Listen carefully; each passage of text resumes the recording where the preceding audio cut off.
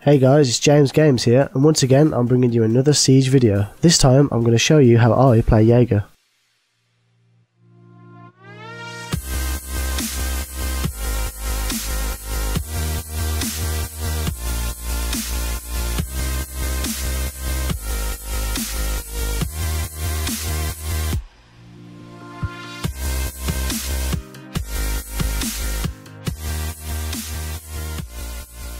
For my primary weapon, I take the carbine. It's just a much better choice for the playstyle I'm mainly going to explain to you, and it's effective in a wider range of scenarios, meaning the gun is just a more versatile pick. I take the ACOG sight, compensator, grip and the laser. I don't like using the laser too much, but it's a must if you use the ACOG sight, because the ACOG is rubbish in close range engagements and the laser sight will greatly help you out here. I take the P12 pistol with the laser and the suppressor, and the barbed wire so you can slow down enemies in bottleneck areas. In the preparation phase, you're going to want to find the optimal positions for your defense turrets and barbed wire. This is greatly dependent on the game mode and the playstyle you're going to pick. In bomb defusal and secure the area, it's always dependent on the playstyle I'm going for. I always aim to place my turrets in areas where Thatcher can't EMP them through a wall and where enemies will struggle to see them through windows. If I go for a defensive playstyle, I will place my barbed wire on the inside of barricades to stop enemies from getting into me quickly.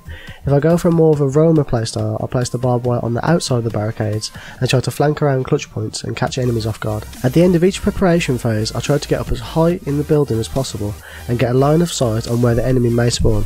Then I get on the cameras and wait to get vision in order to plan my next move.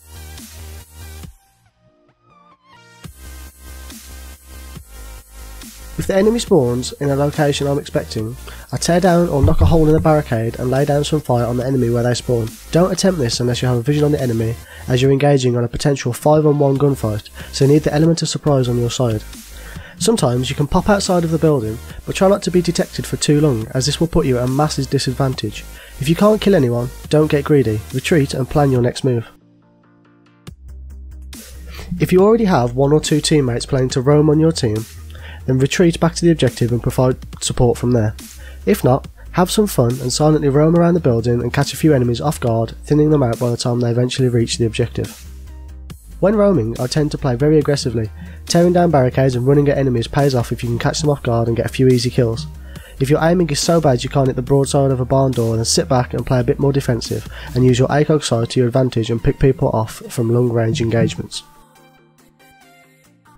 Jäger doesn't exactly synergise with anyone on his team as well, but he synergises with certain compositions.